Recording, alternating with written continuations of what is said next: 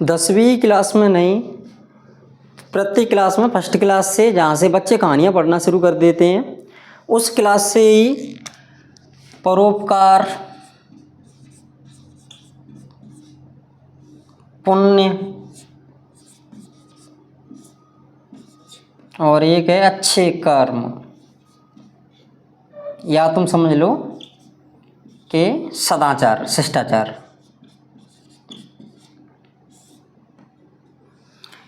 इन शब्दों की भरमार पड़ी है, लेकिन इनमें से सबसे ज़्यादा परोपकार और पुण्य। बच्चे सुनते सुनते, पढ़ते पढ़ते ऐसी ऐसी कहानियाँ सुनेंगे, इसने ये किया और इतनी ईमानदारी दिखाई, राजा ने ये दिया वो दिया।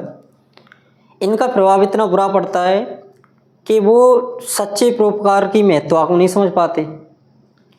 तुम देखोगे कि अपने यहाँ पे ज़्यादातर भारत में बात की जाए तो पुण्य किसको मानते हैं? तुम त्योहारों पे देखोगे अधिकतर हिंदुओं में कि मोहल्ले की, घर परिवार की 4 बच्चियों को बिठाल के 4 पूड़ियाँ खिला दी और पुण्य हो गया, और खुश भी रहते हैं इसमें कि हमने परोपकार कर दिया। लेकिन इससे बेबुद्धि की बात कौन सी हुई कि उनको ये भी नहीं पता है कि हम जो कर रहे हैं वो परोपकार की श्रेणी में नहीं आता है। परोपकार, पुण्य उसको माना जाएगा कि जिससे किसी की आवश्यकता पूरी हो।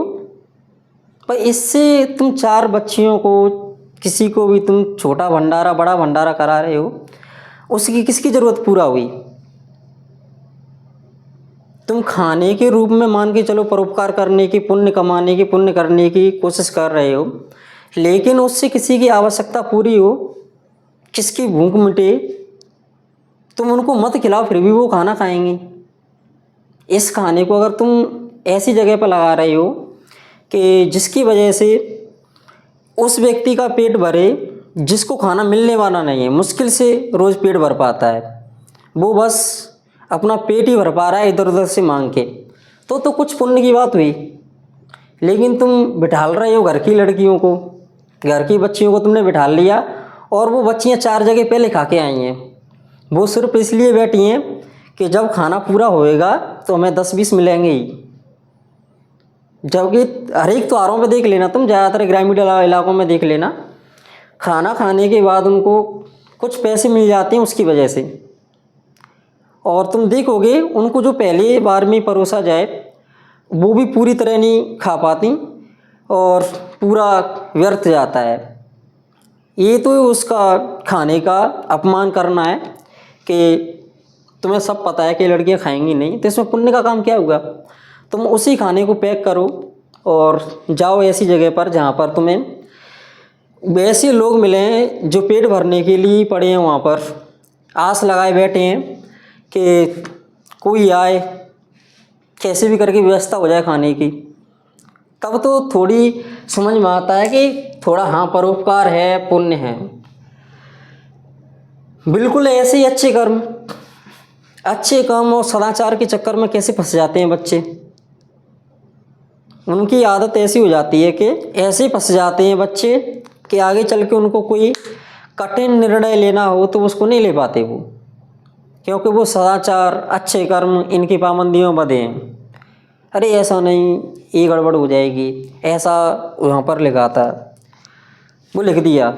शायद बेवकूफ़ी रहा होगा कि जिसने लिखा वो ठीक है, छोड़ो उसको, क्योंकि उसकी जितनी बुद्धि काम करी उसने उतना लिखा, उस तरह उसने समझाना चाहा। लेकिन चीज़ें, हर एक चीज़ बदलती है तो फिलॉसफी भी बदलेगी। जो चीज़ें चली आ रही हैं उनको बदलना चाहिए।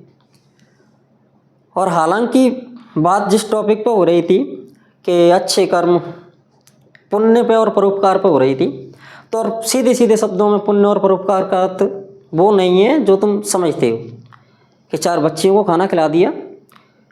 वो 4 बच्चियां तो भाई 4 के यहाँ खा के बैठी हैं और 10-10 रुपये, 20-20 रुपये के लिए तुम्हारे यहाँ बैठी हैं। उससे बढ़िया है कि तुम किसी ऐसे व्यक्ति को उस खाने को ले जाके दो जिसको ज़रूरत है और उसका पेट भरे। और ये एक ही उदाहरण नहीं, एक हर एक चीज़ में वर्क करता है कि तुम पुण्य समझ जाते हो कि किसी दान पेटी में डाल दिया तुमने, और जबकि ये अपमान समझो कि तुम तो किसी अपने इष्ट के लिए चढ़ा रहे हो, तो वो तो तुम अपने इष्ट को तुम अपमानित कर रहे हो कि तुम उसको लुभाना चाह रहे हो पैसों से।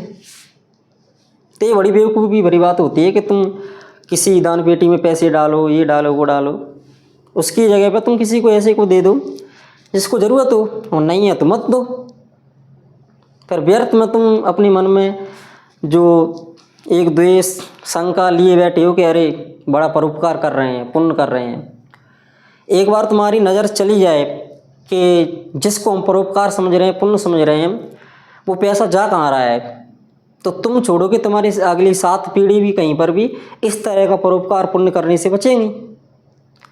थोड़ा शिक्षा का अभाव समझो, कुछ भी समझो। इसलिए अंधविश्वास पाखंड समझो इसको। इसी को कबीरदास जी ने पाखंड कहा है। उन्होंने किसी ईश्वर का विरोध नहीं किया, उन्होंने किया इस पाखंड का। और जिसने इस पाखंड को समझ लिया वो 4 लोगों को और समझाने की कोशिश करता है, लेकिन इस टाइम में कोई मानने वाला नहीं है।